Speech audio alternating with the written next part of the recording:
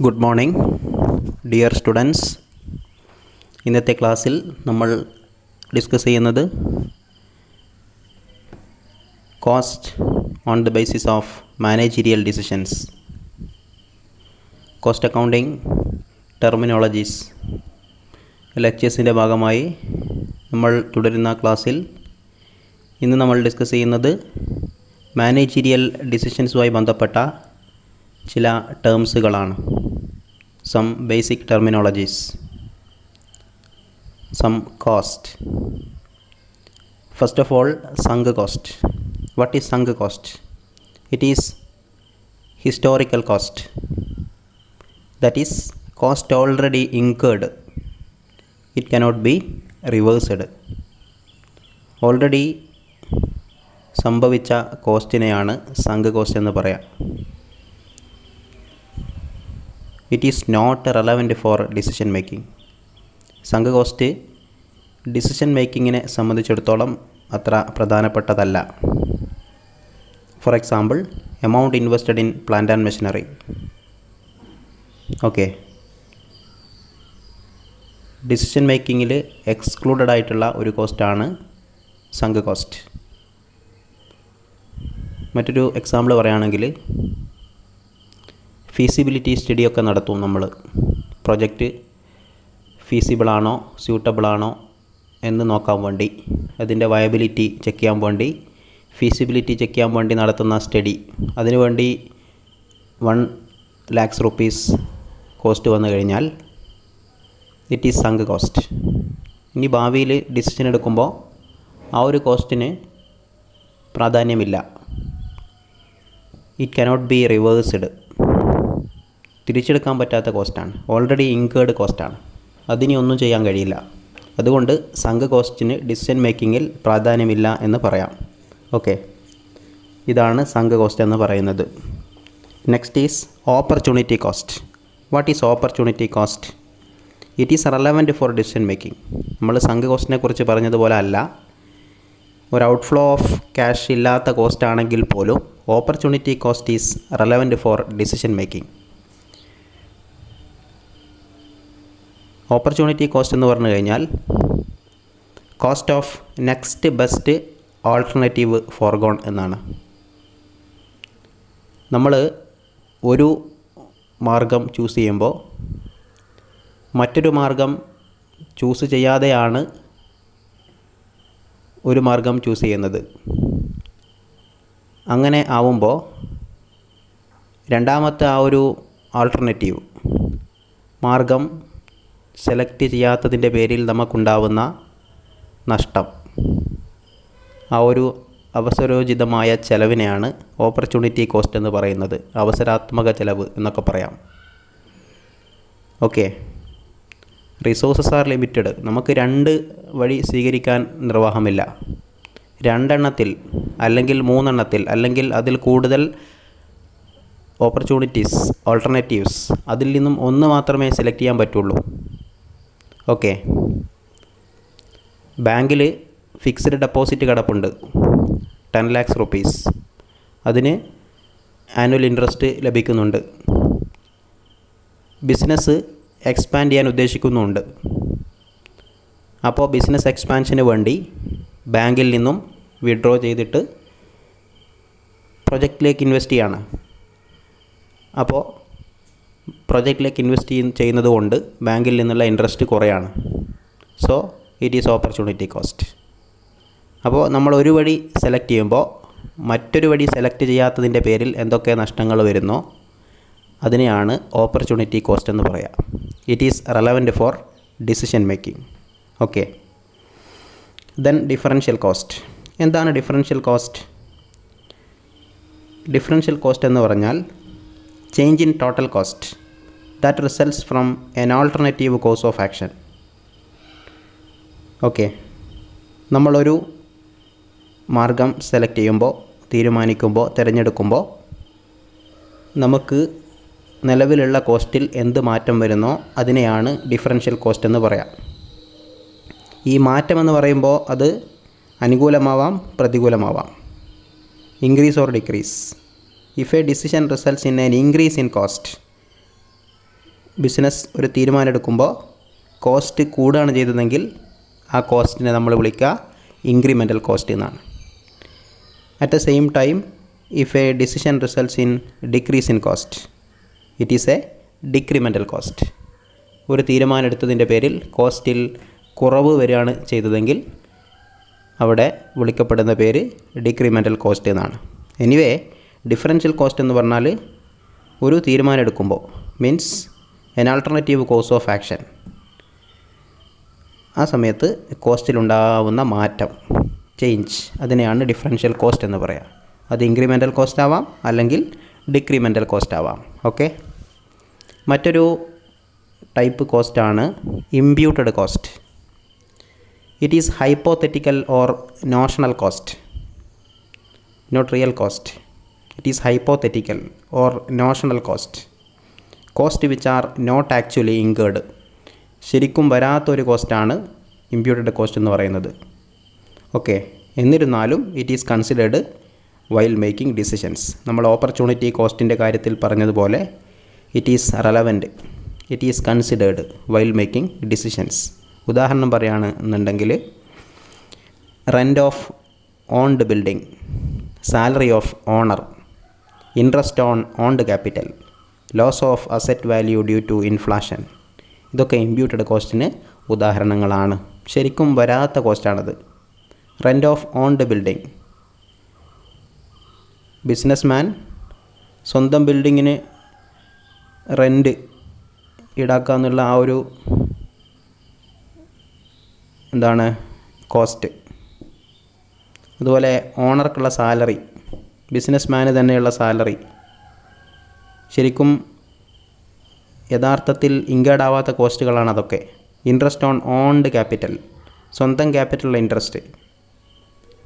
അതേപോലെ ഇൻഫ്ലേഷൻ വഴി അസറ്റിൻ്റെ വാല്യൂവിലുണ്ടാവുന്ന ഇടിവ്. ഇത്തരം കോസ്റ്റുകളൊക്കെ യഥാർത്ഥത്തിൽ ആക്ച്വലി ഇൻകേർഡ് അല്ല, എന്നാൽ ഇംപ്യൂട്ടഡ് കോസ്റ്റ് എന്നാണ് അതിനെ വിളിക്കുക. ഹൈപ്പോത്തറ്റിക്കൽ ഓർ നോഷണൽ കോസ്റ്റാണ്. ഓക്കെ, ഇതിനെ തീരുമാനം എടുക്കുമ്പോൾ കൺസിഡർ ചെയ്യണം. Okay, next is out of pocket cost. It is nothing but cost having cash outflow. Cost പലതരത്തിലുണ്ടല്ലോ. നമ്മൾ പ്രോഫിറ്റ് ആൻഡ് ലോസ് അക്കൗണ്ട് ചെയ്യുമ്പോൾ ഡെബിറ്റ് ചെയ്യുന്ന കോസ്റ്റുകളുടെ കൂട്ടത്തിൽ പലതരം കോസ്റ്റ് ഉണ്ട്. എല്ലാത്തിനും ഒരേ പ്രാധാന്യമാണ് അവിടെ കൊടുക്കുന്നതെങ്കിലും യഥാർത്ഥത്തിൽ എല്ലാം ഒരേ നാച്ചുറല്ല. ചില കോസ്റ്റുകൾ ക്യാഷ് ഔട്ട്ഫ്ലോ ഉണ്ടാക്കാത്ത കോസ്റ്റുകളാണ്. ഉദാഹരണം പറയാമെന്നുണ്ടെങ്കിൽ ഡിപ്രിസിയേഷൻ. എന്നാൽ മറ്റു ചില കോസ്റ്റുകൾ കാണാം, rent, salary, commission, insurance premium ഒക്കെ ഒരേപോലെയാണോ? അല്ല. ചില കോസ്റ്റുകൾക്ക് ക്യാഷ് ഔട്ട്ഫ്ലോ ഉണ്ടാവും. സാലറി, റെൻറ്റ്, കമ്മീഷൻ എന്നൊക്കെ പറയുമ്പോൾ ശരിക്കും ഒരു ക്യാഷ് ഔട്ട്ഫ്ലോ അവിടെ ഉണ്ട്. അങ്ങനെ ക്യാഷ് ഔട്ട്ഫ്ലോ വരുന്ന കോസ്റ്റിനെയാണ് ഔട്ട് ഓഫ് പോക്കറ്റ് കോസ്റ്റ് എന്ന് പറയാം. ഡിപ്രീസിയേഷൻ പോലെ അല്ലാത്ത ശരിക്കും ഒരു ഫിസിക്കൽ ക്യാഷ് ഔട്ട്ഫ്ലോ അവിടെ ഉണ്ടായിട്ടുണ്ടെങ്കിൽ അത്തരം കോസ്റ്റിനെയാണ് ഔട്ട് ഓഫ് പോക്കറ്റ് കോസ്റ്റ് എന്ന് പറയാം. Okay, next is shut down cost. എന്താണ് shut down cost? Shut down cost എന്ന് പറയാമെന്നുണ്ടെങ്കിൽ ഫിക്സ്ഡ് കോസ്റ്റാണ്. That will be incurred even if the firm is closed. Firm close ആവുകയാണെങ്കിൽ due to some reasons, material shortage, labour shortage, demand shortage, അങ്ങനെ വല്ല reasons വഴി firm പൂട്ടിടുക എന്നുണ്ടെങ്കിൽ അവിടെ ചില കോസ്റ്റുകൾ ബാക്കിയാവും. അത്തരം കോസ്റ്റുകൾക്കാണ്, ഫിക്സഡ് കോസ്റ്റിനെയാണ് ഷട്ട് ഡൗൺ കോസ്റ്റ് എന്ന് പറയാം. ഉദാഹരണം പറയുകയാണെന്നുണ്ടെങ്കിൽ rent, depreciation, insurance, interest on borrowed capital, salary of permanent staff, ഇതൊക്കെ പറയാം. സ്ഥാപനം നടക്കുന്നില്ല എങ്കിൽ പോലും, ക്ലോസ്ഡ് ആണെങ്കിൽ പോലും റെൻറ്റ് കൊടുക്കണ്ടേ? അസറ്റുകൾക്ക് ഡിപ്രീസിയേഷൻ സംഭവിക്കും, obsolescence, okay, passage of time, ഇതുമൂലം ഡിപ്രീസിയേഷൻ സംഭവിക്കും. Insurance, interest on borrowed capital, salary of permanent staff, ഇതൊക്കെ ഷട്ട് ഡൗൺ കോസ്റ്റാണ്. Okay, next is conversion cost. What is conversion cost? Cost of converting raw materials into finished goods. Cost of converting raw materials into finished goods, that is conversion cost. പ്രധാനപ്പെട്ട ഒരു ടേമാണ്, university എക്സാമിനൊക്കെ ചോദിച്ചിട്ടുള്ള ഒരു ക്വസ്റ്റ്യനാണ്. എല്ലാം important തന്നെയാണ്, എന്നിരുന്നാലും ഒരു repeated ക്വസ്റ്റ്യനാണ്. What is conversion cost? Simply നമുക്ക് പറയാം, it is the cost of converting raw material into finished goods. എന്നിരുന്നാൽ പോലും ശ്രദ്ധിക്കേണ്ട കാര്യം, it does not include material cost. Conversion കോസ്റ്റിൽ മെറ്റീരിയൽ കോസ്റ്റ് പെടുന്നില്ല. അങ്ങനെ ആകുമ്പോൾ കൺവേർഷൻ കോസ്റ്റ് മാത്തമെറ്റിക്കലി എങ്ങനെ പറയാം? Direct labour cost plus direct expenses plus factory overheads എന്നാണ്. Okay,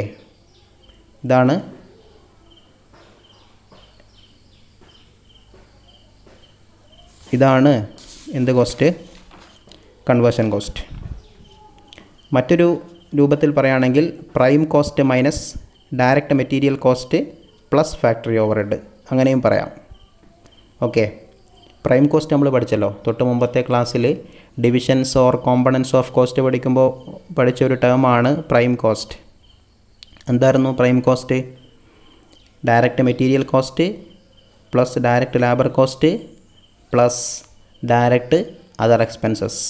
some total of all these 3 major components of cost is called prime cost. അപ്പോൾ ആ ഒരു പ്രൈം കോസ്റ്റിൽ നിന്നും ഡയറക്റ്റ് മെറ്റീരിയൽ കോസ്റ്റ് ഒഴിവാക്കുക. കാരണം നമ്മൾ പഠിച്ചിട്ടുണ്ട്, conversion cost does not include material cost. എന്നിട്ട് പ്രൈം കോസ്റ്റിൽ നിന്നും ഡയറക്റ്റ് മെറ്റീരിയൽ കോസ്റ്റ് ഒഴിവാക്കിയതിന് ശേഷം ഫാക്ടറി ഓവർഹെഡ് എന്താണെന്നൊക്കെ അവിടെ നമ്മൾ പറഞ്ഞിരുന്നു. ഡിവിഷൻസ് ഓഫ് കോമ്പണൻസ് പഠിക്കുമ്പോൾ നമ്മൾ divisions or components of cost പഠിക്കുമ്പോൾ പറഞ്ഞിരുന്നു, പ്രൈം കോസ്റ്റിൻ്റെ കൂടെ ഫാക്ടറി ഓവർഹെഡ് ആഡ് ചെയ്യുമ്പോഴാണ് ഫാക്ടറി കോസ്റ്റ് അല്ലെങ്കിൽ വർക്ക് കോസ്റ്റ് കിട്ടുന്നത് എന്നൊക്കെ പഠിച്ചിരുന്നു.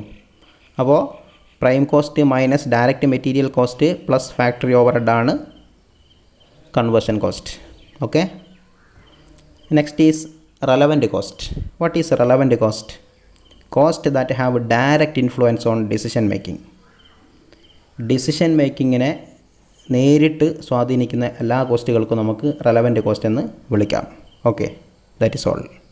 Then step cost. Step cost is otherwise known as chunky cost. Chunky cost എന്നും സ്റ്റെപ്പ് കോസ്റ്റ് അറിയപ്പെടുന്നു. എന്താണ് ഈ സ്റ്റെപ്പ് കോസ്റ്റ്? ഈ സ്റ്റെപ്പ് കോസ്റ്റ് എന്ന് പറയാന്നുണ്ടെങ്കിൽ, ഈ ഒരു കോസ്റ്റ് ഒരു റേഞ്ച് വരെ ഫിക്സഡ് ആയിരിക്കും.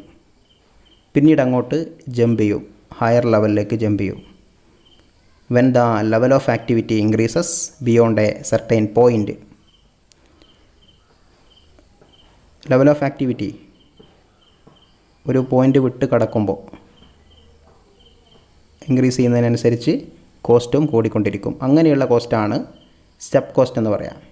ശരിക്കും ഒരു സെമി വേരിയബിൾ കോസ്റ്റ് എന്ന് വേണമെങ്കിൽ പറയാം. നമ്മൾ ഫിക്സഡ് കോസ്റ്റ്, വേരിയബിൾ കോസ്റ്റ്, പിന്നെ സെമി വേരിയബിൾ കോസ്റ്റ് പറയാറുണ്ടല്ലോ, ഇലക്ട്രിസിറ്റി കോസ്റ്റൊക്കെ. സെമി വേരിയബിൾ കോസ്റ്റ് എന്ന്, ഫിക്സഡ് ആണ് എന്നാൽ വേരിയബിളും ആണ് എന്ന നിലക്കുള്ള കോസ്റ്റാണല്ലോ സെമി വേരിയബിൾ കോസ്റ്റ്. ആ രൂപത്തിലുള്ള ഒരു കോസ്റ്റാണ് സ്റ്റെപ്പ് കോസ്റ്റ് എന്ന് പറയുന്നത്. ഉദാഹരണം പറയാമെന്നുണ്ടെങ്കിൽ inspection cost, supervisor salary, canteen staff wages, ഇതൊക്കെ സ്റ്റെപ്പ് കോസ്റ്റിന് ഉദാഹരണങ്ങളാണ്.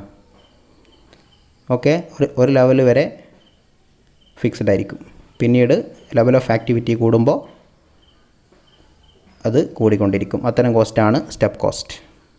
Next is product cost and period cost. 2 terminologies ഒന്നിച്ച് പറയാണ്, product cost then period cost. Product cost എന്ന് പറയാമെന്നുണ്ടെങ്കിൽ എന്താണ്? Product cost are the cost which are directly associated with the product. They are variable in nature. Material cost, labour കോസ്റ്റൊക്കെ പോലെയുള്ള കോസ്റ്റുകളാണ് product cost. ഈ പ്രോഡക്റ്റുമായിട്ട് നേരിട്ട് ബന്ധപ്പെട്ട ഡയറക്റ്റ്ലി അസോസിയേറ്റ് ചെയ്യുന്ന കോസ്റ്റാണ് product cost. Okay, variable cost ആയിരിക്കും. എന്നാൽ പീരീഡ് കോസ്റ്റ് എന്ന് പറഞ്ഞാൽ ഫിക്സ്ഡ് കോസ്റ്റാണ്. Like depreciation, insurance, rent, salaries പോലെയുള്ള കോസ്റ്റാണ് പീരീഡ് കോസ്റ്റ്. ഓക്കെ, എന്നിരുന്നാൽ പോലും പലപ്പോഴും വൺ വേർഡ് ക്വസ്റ്റ്യനായിട്ടൊക്കെ ചോദിക്കാറുള്ളൊരു ക്വസ്റ്റ്യനാണ് റെൻറ്റ് ഓൺ ഓഫീസ് ബിൽഡിംഗ്. ഇതേതിന് ഉദാഹരണമാണ്? അതേപോലെ റെൻറ്റ് ഓൺ ഫാക്ടറി ബിൽഡിംഗ്. നമ്മൾ റെൻറ്റ് പീരീഡ് കോസ്റ്റാന്ന് പറഞ്ഞു, ഫിക്സഡ് ആയതുകൊണ്ട്. റെൻറ്റ് ഫിക്സഡ് ആണല്ലോ. എന്നിരുന്നാൽ പോലും rent on office building period കോസ്റ്റും rent on factory building product കോസ്റ്റുമാണ്. എന്തുകൊണ്ട്? Rent on factory building direct കോസ്റ്റാണ്. ഓക്കെ, ഡയറക്റ്റ് അതർ എക്സ്പെൻസിൽ വരുന്നതാണ്. അതുകൊണ്ട് റെൻ്റ് ഓൺ ഫാക്ടറി ബിൽഡിംഗ് പ്രൊഡക്ഷനുമായി നേരിട്ട് അസോസിയേറ്റ് ചെയ്യുന്ന കോസ്റ്റാണ്. അതുകൊണ്ട് റെൻ്റ് ഓൺ ഫാക്ടറി ബിൽഡിംഗ് അത് റെൻ്റാണെങ്കിൽ പോലും ഫാക്ടറി ബിൽഡിംഗ് റെൻ്റായതുകൊണ്ട് പ്രോഡക്റ്റ് കോസ്റ്റിലാണ് പെടുത്തുക. ഓക്കെ ഡിയേഴ്സ്, അപ്പോൾ നമ്മൾ ഇന്ന് ഡിസ്കസ് ചെയ്തത് മാനേജീരിയൽ ഡിസിഷൻ മേക്കിങ്ങുമായി ബന്ധപ്പെട്ട ചില കോസ്റ്റുകളാണ്. എല്ലാ ടെർമിനോളജീസും മനസ്സിലായിട്ടുണ്ടാവുമെന്നാണ് വിചാരിക്കുന്നത്. In case of any doubt you can ask me. Let us see again with another topic in another video. Thank you for all.